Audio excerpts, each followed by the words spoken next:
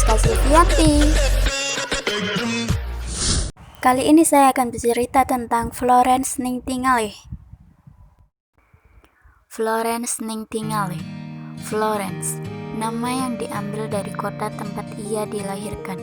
Ia lahir di Florence, Italia pada tanggal 12 Mei 1820. Florence dibesarkan dalam keluarga yang berada. Ayahnya seorang tuan tanah kaya di Derbyshire, London, Inggris, sementara ibunya adalah keturunan ningrat. Florence memiliki saudara perempuan yang namanya juga diambil dari tempat kelahirannya, yaitu Partenope. Florence dan kakak perempuannya, Partenope, mendapat manfaat dari gagasan lanjutan ayahnya tentang pendidikan wanita. Mereka mempelajari sejarah, matematika, Italia, sastra klasik, dan filsafat. Pada usia dewasa, Florence yang lebih cantik dari kakaknya dan sebagai seorang putri tuan tanah kaya mendapat banyak lamaran untuk menikah. Namun semua itu ditolak karena Florence merasa terpanggil untuk mengurus hal-hal yang berkaitan dengan kemanusiaan. Pada tahun 1853 sampai 1856 terjadi peperangan di semenanjung Crimea antara tentara Inggris bersama tentara Prancis berhadapan dengan tentara Rusia. Pada perang itu banyak sekali tentara Inggris yang terluka dan dibiarkan terlantar di rumah sakit darurat di medan perang karena tidak cukupnya tenaga perawat di tempat itu. Florence dengan tulus dan berani membawa 38 orang perawat ke rumah sakit itu. Selama 21 bulan ia mengabdi tak kenal lelah merawat menghibur tentara yang terluka. Kedatangan Florence yang berjalan kaki membawa lentera selalu dinantikan para pasien. Karena kebaikan dan ketulusannya, ia mendapat julukan Lady with the Lamp atau bidadari berlampu. Florence Nightingale meninggal dalam tugasnya pada tanggal 13 Agustus 1910 pada usia 90 tahun karena penyakit tifus. Florence telah berjasa besar bagi dunia medis, khususnya menetapkan pondasi keperawatan.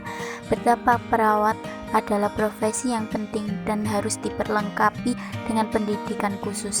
Tidak heran bila profesi ini menjadi profesi yang sangat mulia, jauh melebihi pandangan masyarakat Inggris sebelumnya.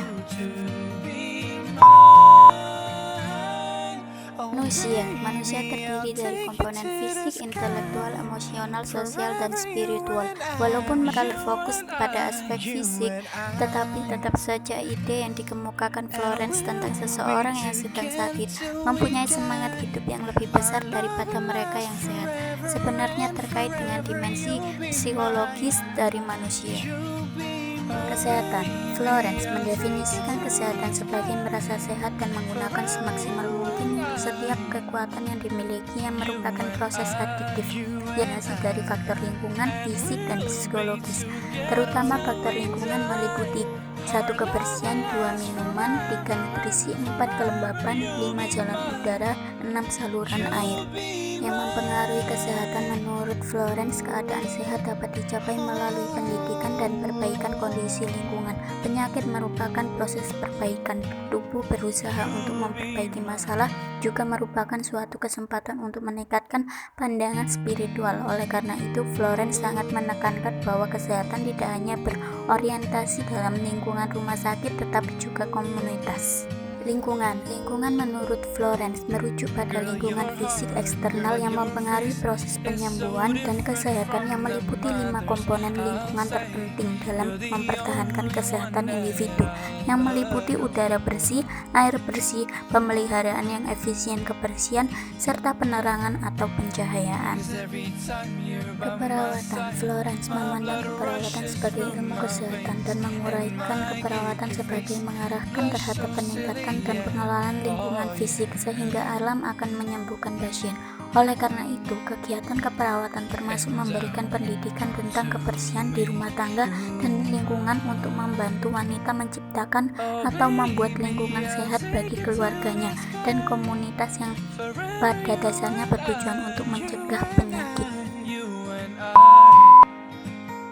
Model konsep Florence Nightingale memposisikan lingkungan adalah sebagai fokus asuhan keperawatan. Tindakan keperawatan lebih diorientasikan pada pemberian udara, lampu, kenyamanan lingkungan, kebersihan, ketenangan, dan nutrisi yang akurat atau jumlah vitamin atau mineral yang cukup. Dengan dimulai dari pengumpulan data dibandingkan dengan tindakan pengobatan semata. Upaya teori tersebut dalam rangka perawat mampu menjalankan praktek keperawatan mandiri tanpa tergantung dengan profesi lain. 5 komponen pokok lingkungan sehat menurut Florence Nightingale. 1. Peredaran hawa baik. 2. Cahaya yang memadai. 3. Kehangatan yang cukup. 4. Pengendalian kebisingan. 5. Pengendalian bau yang berbahaya. Teori Florence Nightingale bisa diaplikasikan pada orang yang menerima asuhan keperawatan, lingkungan, dan kesehatan. Itu tadi sedikit cerita tentang Florence Nightingale dari saya. Bila ada kekurangan, mohon maaf yang sebesar-besarnya. Bye bye. Sampai jumpa.